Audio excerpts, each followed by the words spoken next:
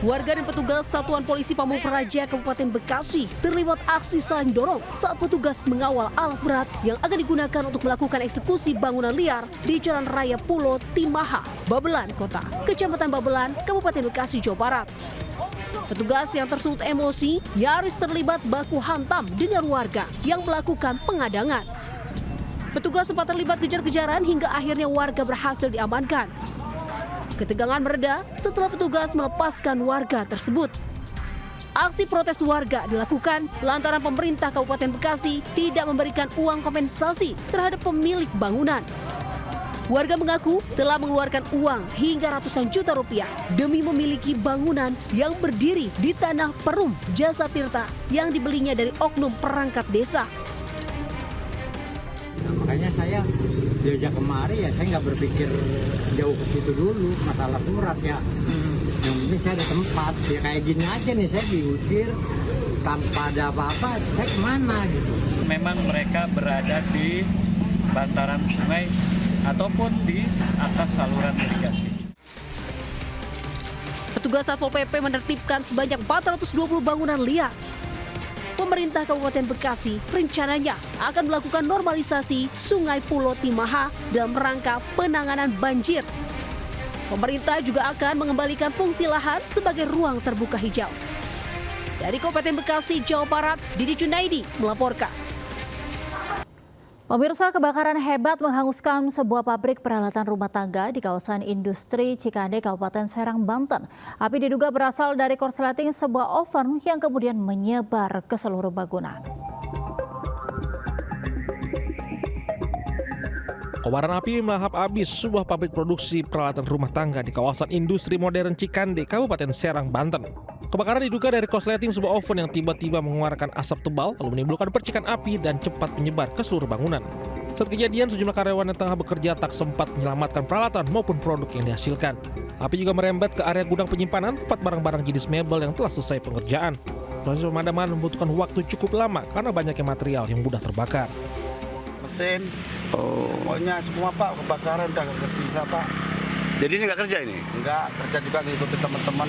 Ada yang ngepel, ada yang nyuci piring, ada di situ. Jadi nggak kerja ya? Enggak. Beruntung tak ada korban jiwa maupun luka-luka. Pihak kepolisian telah memasang garis polisi dan masih melakukan penyelidikan untuk mengungkap penyebab pasti terjadinya kebakaran. Dari Serang, Banten, Mahesa Apriandi, iNews melaporkan. Pemirsa, sebuah truk berbuatan jagung mengalami kebakaran di ruas jalan tol Tangerang Merak. Beruntung dalam musibah tersebut tidak ada korban jiwa.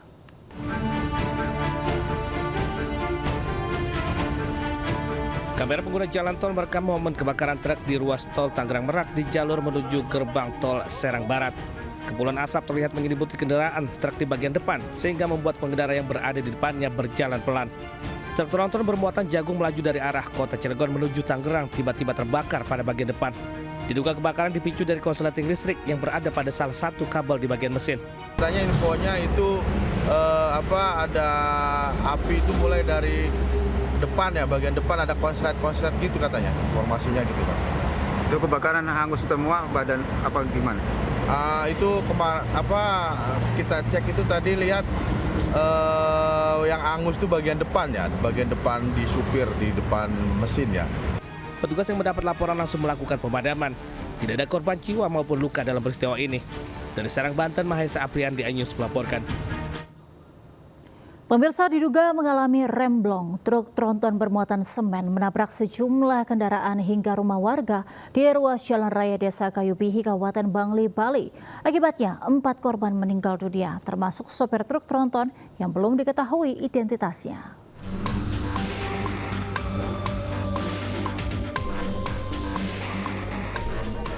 Inilah kondisi kecelakaan usai truk tronton bermuatan semen menabrak sejumlah kendaraan dan rumah warga di Dusun Bangklet, Desa Kayubihi, Kecamatan Bangli, Kabupaten Bangli, Bali.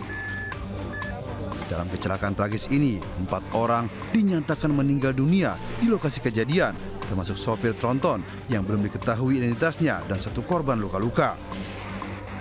Kecelakaan berawal saat truk tronton bermuatan semen hilang kendali, diduga karena rem tak berfungsi. Kondisi jalan menurun hingga laju truk semakin tak terkendali dan menyebabkan tabrakan beruntun. Truk menabrak pejalan kaki Ninengah Rania, 71 tahun. Lalu menabrak minibus hingga ringsek. Pejalan kaki dan sopir meninggal dunia. Selanjutnya truk baru berhenti usai menabrak 2 rumah warga. Sopir truk meninggal dunia dan 1 warga lainnya juga dinyatakan meninggal dunia tertimbun material bangunan rumah yang hancur. Overload atas barang-barang maupun overdimensi. Ini salah satunya mungkin diakibatkan karena memang ada remnya yang blong dan juga didukung jalannya menurun lurus. Kemudian muatannya juga cukup banyak. Bukan ada 4 yang meninggal dunia, ada yang 1 yang masih kritis ya. Kini polisi telah melakukan olah tempat kejadian untuk menyelidiki kasus laka lantas yang berujung maut tersebut. Dari Kabupaten Bangli, Bali, Ari Wiradharma melaporkan. Pemirsa, akibat intensitas hujan yang cukup tinggi, turap penahan jembatan Kali Pamingkis di Kabupaten Bekasi, Jawa Barat longsor. Imbas longsor, jalan menuju 5 desa terputus. Ya Allah! Astagfirullahaladzim, astagfirullah. Astagfirullah. Enggak. Astagfirullah. Astagfirullah. Turap menahan jembatan Kali Cipamingkis, Desa Ridogali, Kecamatan Cibarusah, Kabupaten Bekasi, Jawa Barat, longsor. Akibat peristiwa ini sejumlah warga kecewa karena jembatan Cipamingkis merupakan akses jalan penghubung dari 3 desa, yaitu Desa Sirna Jati, Desa Ridomanah, dan Desa Ridogali, Kecamatan Cibarusah.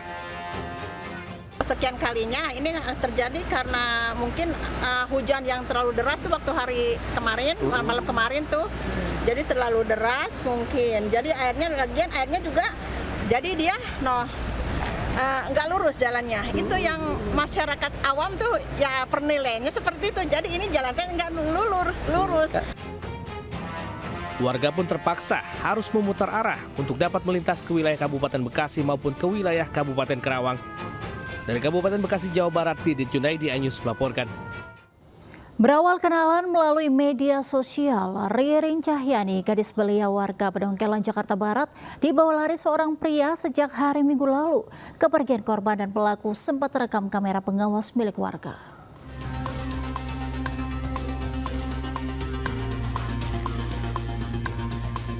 Inilah potongan rekaman video warga saat Ririn Cahyani pergi dengan seorang pria yang mengaku bernama Muhammad Furqon Alvino alias Furqon alias Alvin. Sebelum hilang, pelaku diketahui sempat bertamu ke rumah korban.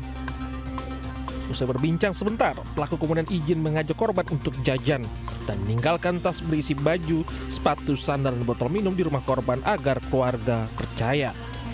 Namun hingga Minggu malam, Ririn tak menunjukkan batang hidungnya. Orang tua Ririn panik dan mencari keberadaan sang anak, gadis belia 18 tahun. Warga sempat menghubungi nomor teleponnya namun sudah tidak aktif. Warga menduga sang anak dibawa kabur pelaku yang baru dikenalnya melalui media sosial. Terus kan tanya, kata saya serius apa enggak, kalau serius ya nggak apa-apa, cuma jangan lama-lama, saya gitu kan. Kata dia, iya Bu serius, cuma belum ada dana untuk nikah gitu ya, baru ada sedikit. Kini keluarga korban telah memberikan laporan ke Polres Metro Jakarta Barat dan berharap Ririn dapat kembali dalam keadaan sehat. Dari Jakarta, Mitol Gani melaporkan. Diduga panik karena menemukan orang gangguan jiwa di dalam kamarnya, seorang wanita nekat loncat dari lantai 19 apartemen Kalibata, Jakarta Selatan. Sebuah keajaiban, sang wanita selamat hanya alami patah tulang kaki. Video amatir warga merekam detik-detik seorang wanita tersangkut di sebuah kanopi usai melompat dari lantai 19 apartemen Kalibata City, Jakarta Selatan.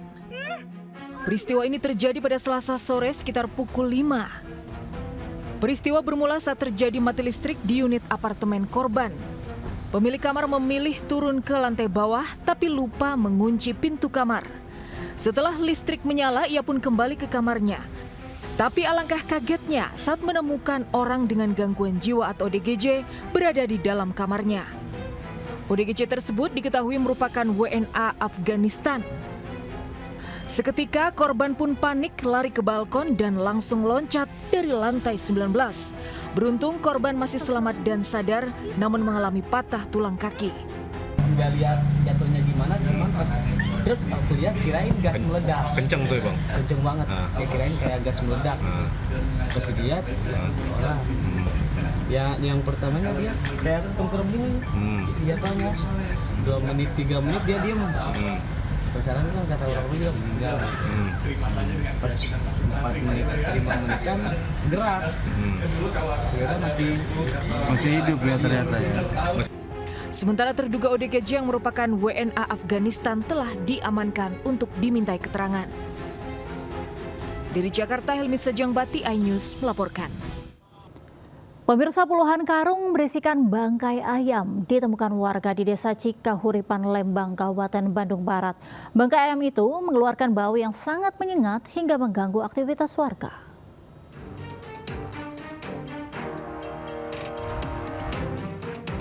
Tumpukan karung yang berisikan bangkai ayam ditemukan warga di kawasan Desa Cikahuripan, Lembang, Kabupaten Bandung Barat, Jawa Barat. Tumpukan karung ini dikerubutin lalat yang juga mengeluarkan aroma bau yang sangat menyengat. Isi karung berisi bagian kepala, dada, serta bulu ayam ini sangat mengganggu warga karena mengeluarkan bau menyengat yang cukup tajam. Warga pun berencana melaporkan penemuan ini ke aparat desa. Kurang lebih 30 sampai 40 karung. Ya, 30 sampai 40 karung. Itu ayam, bangkai ayam semua berarti kan? Ini terbagi dua kan, ini yang bau sangat menyengat sebelah kanan, yang nggak terlalu ada sebelah kiri. Sebagian warga kemudian membakar tumpukan karung ini untuk menghilangkan bau. Sisanya akan dilaporkan ke pihak terkait untuk penanganan lebih lanjut. Dari Bandung Barat, Jawa Barat, Yono iNews melaporkan. Pemirsa, setelah sepekan tenggelam, KMP Tunu Pratama Jaya akhirnya ditemukan di dasar Laut Selat Bali. Bangkai kapal ditemukan setelah tim SAR menggunakan kendaraan bawah air tanpa awak.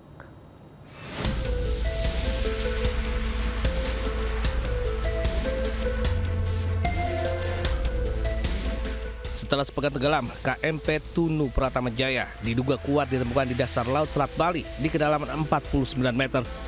Pencarian dilakukan dengan menggunakan sonar dari KRI Pulau Vanildo.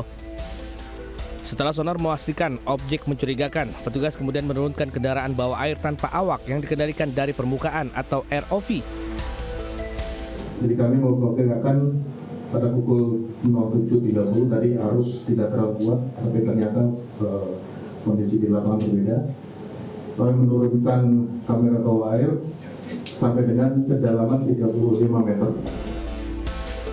Sejauh ini tim SAR telah menyiapkan 37 penyelam untuk mencari korban yang kemungkinan terjebak di dalam kapal. Namun tim SAR belum menerjunkan penyelam karena lokasi kapal sekitar 30 meter dari kabel listrik di bawah laut Jawa Bali. Tim Liputan iNews melaporkan. Pemirsa, PT MNC Life Assurance turut serta dalam ajang Insure Innovator Connect Indonesia 2025 di Jakarta. Partisipasi aktif ini menunjukkan komitmen MNC Life dalam mendorong transformasi industri asuransi melalui pemanfaatan teknologi dan inovasi berkelanjutan untuk meningkatkan kepuasan pelanggan.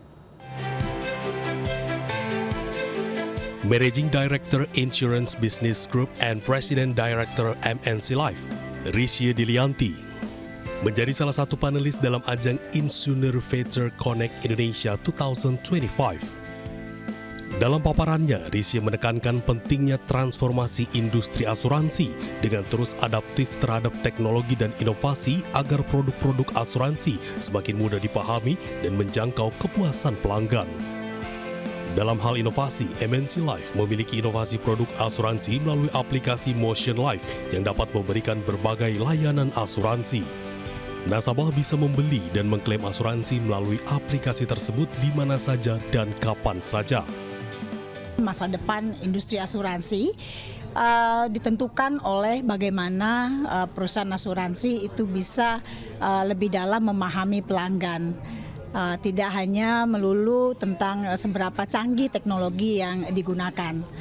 Dan sebagai pelaku industri berkewajiban untuk terus melakukan inovasi dan bertanggung jawab terhadap inovasi yang dilakukan hingga bisa benar-benar menyentuh kepuasan dan kebutuhan pelanggan. MNC Life exemplifies the innovative spirit that I say Indonesia was designed to first. Their protective approach to addressing innovating customer expectation through the digital solution and community-driven programs like BizStat as a valuable benchmark for the industry. MNC Life berkomitmen untuk terus berinovasi dalam meningkatkan layanan kepada para nasabahnya yang dapat memberikan manfaat nyata bagi para pengguna layanan. Dari Jakarta, Ricky Anwardi, iNews melaporkan. Pemirsa, Audrey Bianca, Miss DKI Jakarta, terpilih sebagai Miss Indonesia 2025 di malam puncak penobatan Grand Final Miss Indonesia 2025. Audrey berhasil menjadi yang terbaik dari 38 finalis lainnya.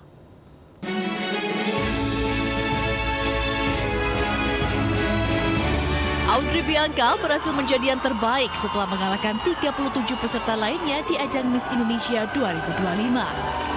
Dengan penuh keyakinan, perempuan muda kelahiran tahun 2003 ini menjawab setiap pertanyaan dari Dewan Juri, mulai top 15, top 6, hingga menjadi juara. Momen puncak terjadi ketika mahkota disematkan oleh Miss Indonesia 2024, Monica Kezia Sembiri, dibantu oleh Miss World 2025, Opal Suchata Chuangsri. Saya tidak sabar untuk melihat satu tahun ke depan apa saja yang akan dilakukan untuk saya dan apa saja yang akan saya pelajari juga dengan Yayasan Miss Indonesia, kami Yayasan Nusantara, dan juga Inspire Media Academy, dan juga IDEA Trans Visual, dan International Trans Visual, dan juga kakak saya untuk komunitas. Ketua Dewan Juri, Liliana Tadusudibyo yang merupakan founder and chairwoman Miss Indonesia Organization, mengapresiasi Miss Indonesia yang membawa semangat manners, impressive, smart, and sosial yang akan menjadi semangat para juara. Penilaiannya ada berdasarkan 4 pillars, manners, impressive, smart, and social, dan juga ada 7 fast track yang harus dilalui, itu semua juga ada nilainya. Dan setelah itu juga ada pre-judging, dan nanti terakhir ada ini malam final ini ada judging juga. Sebagai Miss Indonesia 2025, Audrey akan mewakili Indonesia di ajang Miss World 2026. Dirinya akan menjalani berbagai kegiatan sosial dan kemanusiaan bersama Yayasan Miss Indonesia, menjadi duta perubahan yang membawa pesan Beauty with a Purpose ke masyarakat luas. Dari Jakarta, Kevin Pakan, Surya, iNews melaporkan.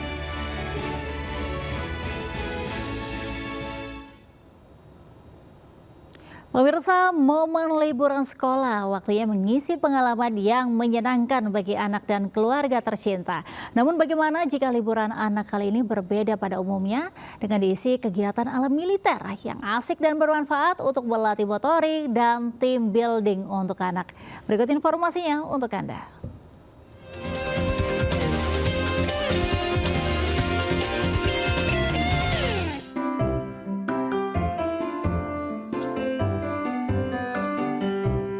Libur telah tiba. Ya, menjadi momen yang paling ditunggu-tunggu bagi anak dan orang tua nih. Nah, bermain semi militer yang diperkenalkan pada anak ini patut untuk dicoba. Edukasi untuk anak-anak biar lebih mengenal secara dini kegiatan ya dibilang mungkin semi militer ataupun mungkin kegiatan alam ya umumnya ya. Mungkin ke depan bisa berjenjang, bisa berkarir mungkin di pramuka atau segala macam lah. Kita mau bangun rasa cinta tanah air sih, kan memang banyak sebenarnya anak-anak zaman sekarang itu tidak banyak yang misalnya anak-anak di swasta itu melakukan upacara gitu kan, apalagi di internasional. Nah kita mau memupukkan rasa cinta tanah airnya itu.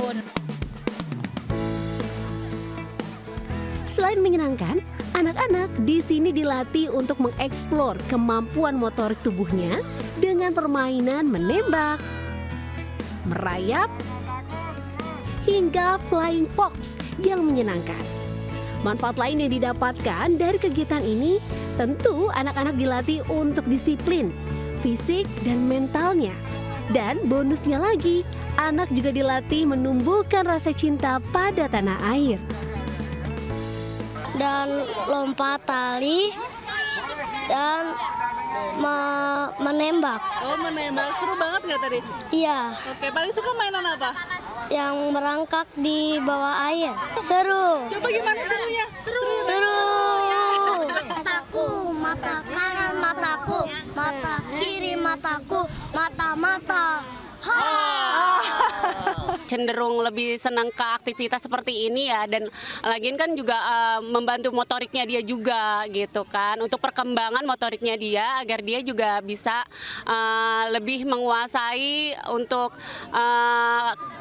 bersosialisasi dengan teman-temannya. Permainan semi militer ini dapat menjadi pilihan untuk mengisi waktu di momen liburan sekolah kali ini. Kegiatan ini nggak cuma menyenangkan, tapi juga memberikan edukasi, melatih fisik dan mental anak-anak. Dari Jakarta, Ismalia Jemi Jasin Sutrisna iNews melaporkan. Pemirsa, Kota Solo menjadi lokasi pertama dilaksanakannya audisi Indonesian Idol season ke-14. Audisi yang digelar di kampus Universitas 11 Maret ini mendapat respon positif dari para peserta yang mengikuti seleksi dalam ajang bergengsi di dunia tarik suara.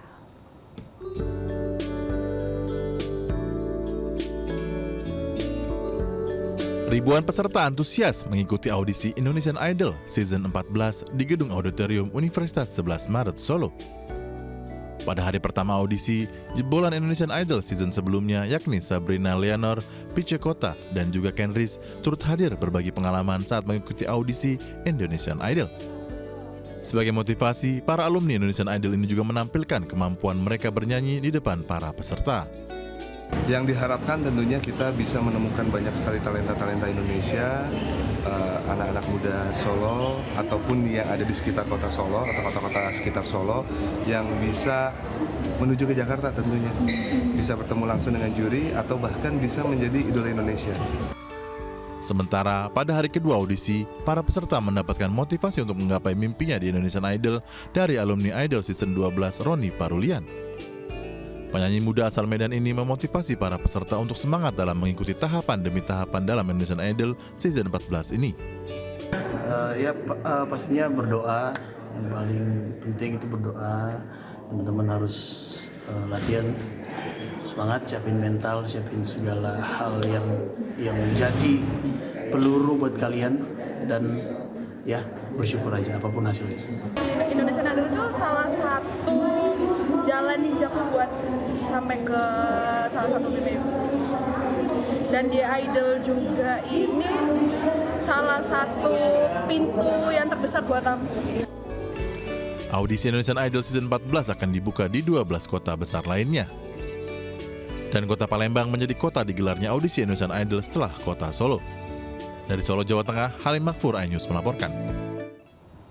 Kita beralih ke informasi lainnya. Pemirsa, petugas damkar di Bekasi dibuat geram dengan laporan palsu debt kolektor pinjaman online.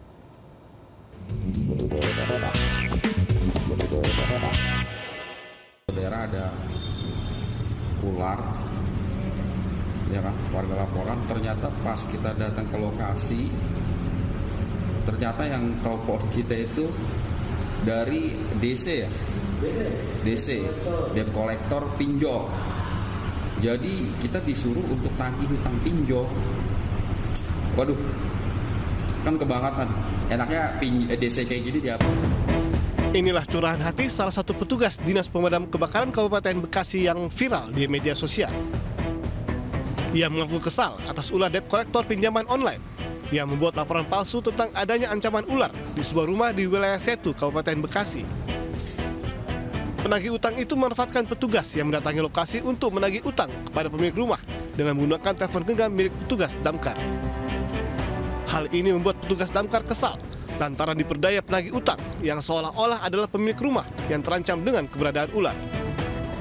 Kita berharap jangan sampai terulang lagi, dan kita juga minta bantuan dari pihak yang terkait untuk menindaklanjuti, karena ini kita urgensinya untuk kedaruratan dan bahaya dan kedaruratan cuma dimanfaatkan oleh DC pinjol. Ulah penagih utang pinjol seperti ini bukan kali pertama. Dalam kurun waktu 3 bulan terakhir, petugas sudah 3 kali mengalami hal yang sama. Dari Bekasi, Jawa Barat, Didit Junaidi, iNews melaporkan. Kedapatan menurunkan sejumlah penumpang di bahu jalan tol dalam kota. Sebuah bis Damri disangsi tilang manual oleh petugas patroli Jalan Raya Polda Metro Jaya. Selamat pagi Komandan, disampaikan dari Bapak Cakra 9. Himbauan untuk para Bandung Umat. Bus damri yang melaju dari arah Cawang menuju Selipi ini tertangkap basah oleh petugas PJR ketika tengah menurunkan penumpang di bahu jalan tol. Sejumlah penumpang diturunkan mendadak bukan pada tepatnya di off-ramp keluaran pajak ruas tol dalam kota. Off-ramp adalah jalan pendek yang menghubungkan antara jalan tol ke jalan lain yang biasanya digunakan para pengendara untuk keluar dari jalan tol secara bertahap. Guna memberikan efek jerah, petugas langsung memberikan sanksi tilang manual kepada sopir bus. Petugas juga memberikan imbauan kepada para penumpang agar tidak lagi turun di bahu tol karena sangat membahayakan keselamatan diri sendiri dan orang lain. Saat penindakan memang sengaja sambil kami memberikan edukasi kepada penumpang maupun supir. Kita laksanakan tilang di depan penumpang yang baru saja diturunkan oleh supir. Memang banyak ragam alasan, baik itu permintaan penumpang atau mungkin karena supir itu sendiri yang memang lalai menurunkan penumpang. Petugas tak akan segan memberikan sanksi tilang kepada para sopir bus yang nakal, yang tidak taat aturan karena menurunkan penumpang bukan pada tempatnya. Dari Jakarta, Rani Sanjaya, Anyus melaporkan. Pemirsa, seekor kucing peliharaan warga di Palangkaraya, Kalimantan Tengah, Rabu malam harus diselamatkan oleh tim rescue pemadam kebakaran setelah kail pancing tersangkut di bagian tangan dan mulutnya. Proses evakuasi berlangsung dramatis selama 1 jam menggunakan peralatan khusus.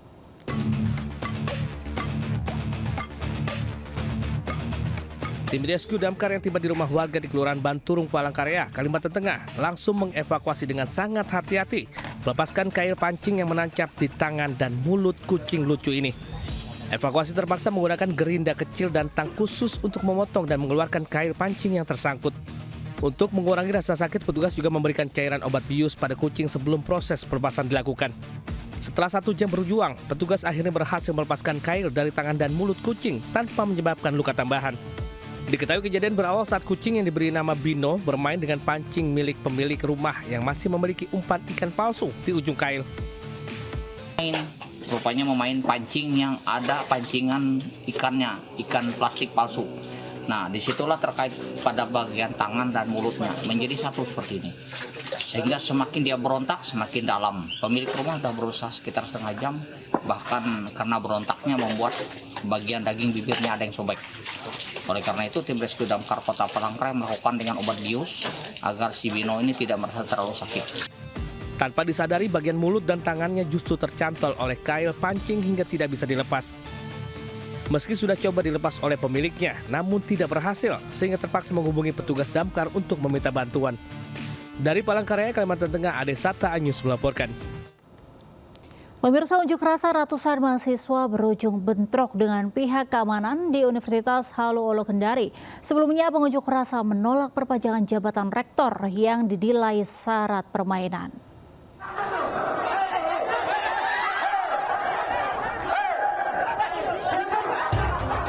Bentrokan antara mahasiswa dan pihak keamanan ini terjadi di Universitas Halu Oleo, Kendari, Sulawesi Tenggara.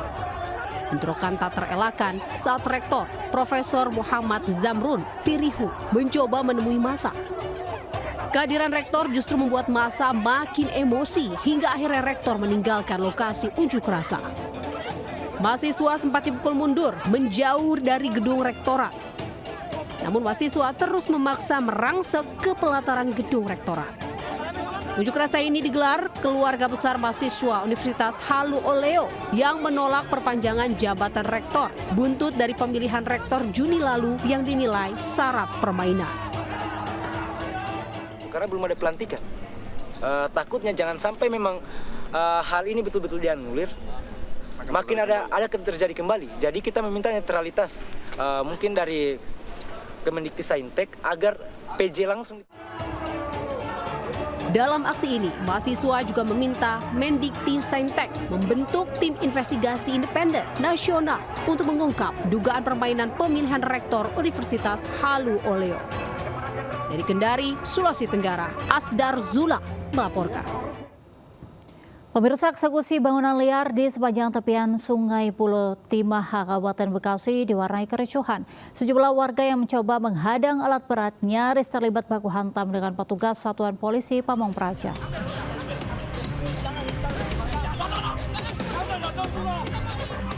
Warga dan petugas Satuan Polisi Pamung Praja Kabupaten Bekasi terlibat aksi saling dorong saat petugas mengawal alat berat yang akan digunakan untuk melakukan eksekusi bangunan liar di Jalan Raya Pulo Timaha, Babelan Kota, Kecamatan Babelan, Kabupaten Bekasi, Jawa Barat. Petugas yang tersulut emosi nyaris terlibat baku hantam dengan warga yang melakukan pengadangan. Petugas sempat terlibat kejar-kejaran hingga akhirnya warga berhasil diamankan. Ketegangan mereda setelah petugas melepaskan warga tersebut. Aksi protes warga dilakukan lantaran pemerintah Kabupaten Bekasi tidak memberikan uang kompensasi terhadap pemilik bangunan. Warga mengaku telah mengeluarkan uang hingga ratusan juta rupiah demi memiliki bangunan yang berdiri di tanah Perum Jasa Tirta yang dibelinya dari oknum perangkat desa. Nah, makanya saya diajak kemari ya, saya nggak berpikir jauh ke situ dulu masalah surat ya. Yang penting saya ada tempat ya, kayak gini aja nih, saya diusir tanpa ada apa-apa, saya kemana gitu. Memang mereka berada di bantaran sungai ataupun di atas saluran irigasi. Petugas Satpol PP menertibkan sebanyak 420 bangunan liar. Pemerintah Kabupaten Bekasi rencananya akan melakukan normalisasi Sungai Pulo Timaha dalam rangka penanganan banjir. Pemerintah juga akan mengembalikan fungsi lahan sebagai ruang terbuka hijau. Dari Kabupaten Bekasi, Jawa Barat, Didi Junaidi melaporkan.